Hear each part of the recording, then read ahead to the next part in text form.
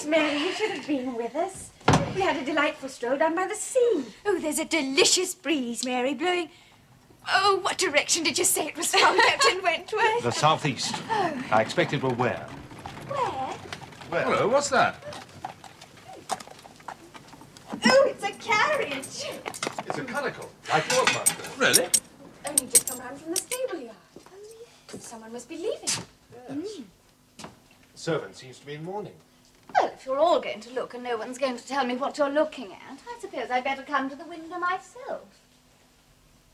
Oh, look. Look, that must be the owner coming now. Oh. It's the man we met on the beach. So it is. Yes.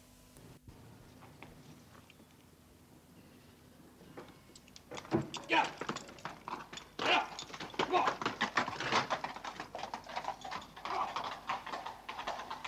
Oh, I wonder who he is. Oh, no one very important, I dare say. Ah, just the man we want. Could you tell us who that gentleman was who just went away? Why, yes, sir, Mr. Elliot. Elliot? Yes, ma'am. A gentleman of considerable fortune, they say. Came in last night from Sidmouth. I dare say you heard his carriage while you were at dinner, sir. I don't remember it. Going to Crooken now, sir. On his way to Bath in London. Bless me. It must be our cousin Anne. It must be Mr. Elliot. Well, Charles, it must be. He was in mourning, you see, just like our Mr. Elliot.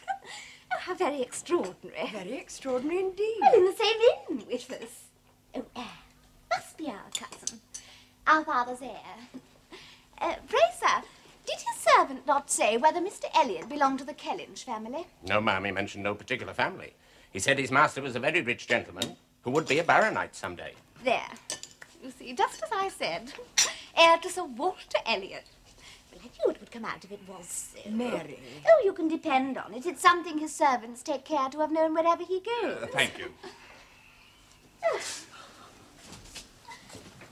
Oh, how extraordinary, though, Anne.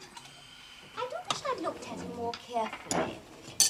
Well, if we'd known who he was, he could have been introduced to us. Mary, you seem to forget that our father and Mr. Elliot are not, well... Yes, quite. Perhaps an introduction might not have been desirable. Oh. Oh, yes. But of course you will mention that we've seen him, Anne, won't you, next time you write to Bath? Why don't you write yourself? Well, there's no point in our both writing. Besides, Elizabeth is such a very unsatisfactory correspondent.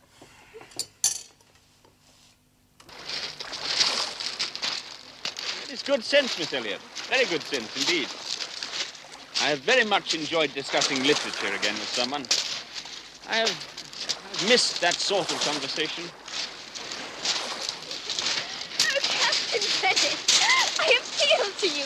Captain Wentworth will not be serious. About what, Miss Musgrove? Oh, he says that the ropes at the front of ships are used for hanging mutinous sailors.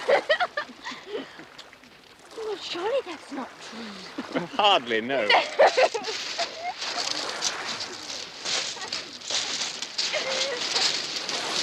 I want you to know, Miss Elliot, that you've done a very good deed. Aye, Captain Harville. Making poor Benwick talk so much. I wish he had company like yours more often. I know it's bad for him to be shut up here as he is, but what can we do? We can't part with him. Of course we can't. But in time, perhaps. Well, we know what time does. I hope it may do it for him, poor fellow.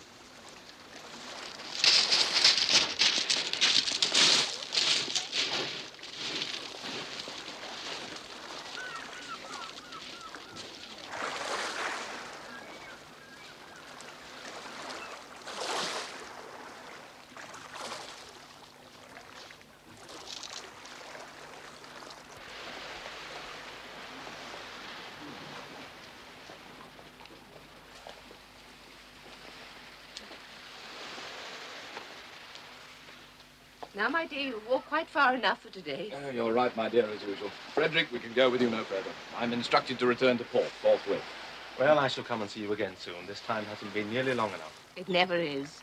You must bring your friends to see us again. And if you refuse to dine with us then, we shall never speak to you again. I shall take that as an order. And so you should. Goodbye, Mrs. Musgrove. Goodbye. We have enjoyed meeting you.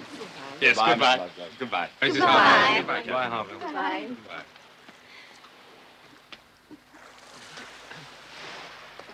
I say, Wentworth, it's nearly 1 o'clock. We really ought to be getting back. Oh. Oh, but we must go to the cob again. But it'll take 1/4 of an hour there and back.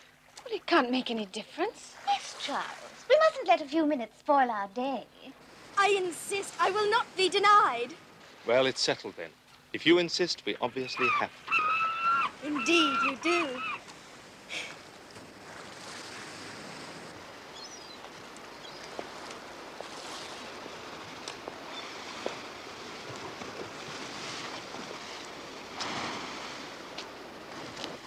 It's always good just to look at the sea, I think, don't you? Oh, yes. Oh, the glad waters of the dark blue sea.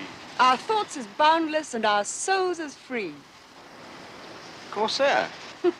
I know almost everything Lord Byron's ever written.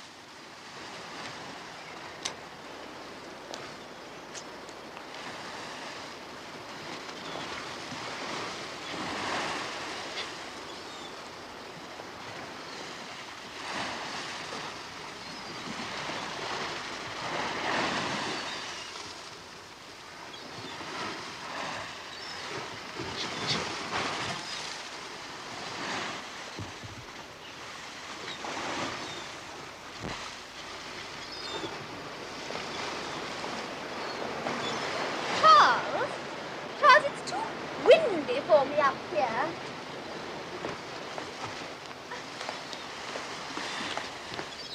Can you manage them, my dear? Yes, I think so, thank you. Mind your step.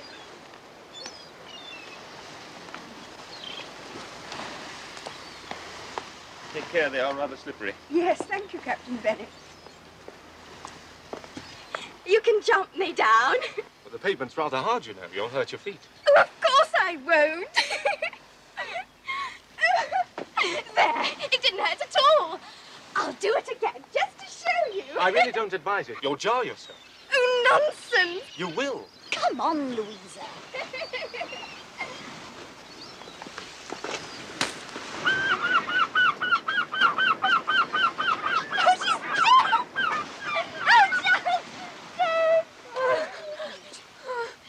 Is there no one to help me? Go to him, go to him. I can support her. Are you sure? Yes, yes. Leave her to me and go to him. Rub her hands, rub her temples. Look, here are some salts. Take them, take them.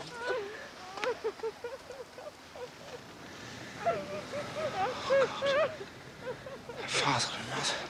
Get a doctor, quickly. Get a doctor. Doctor, once. Captain Bennet, let him go. He knows where the doctor lives. Yes, yes, all right. You go, Bennet.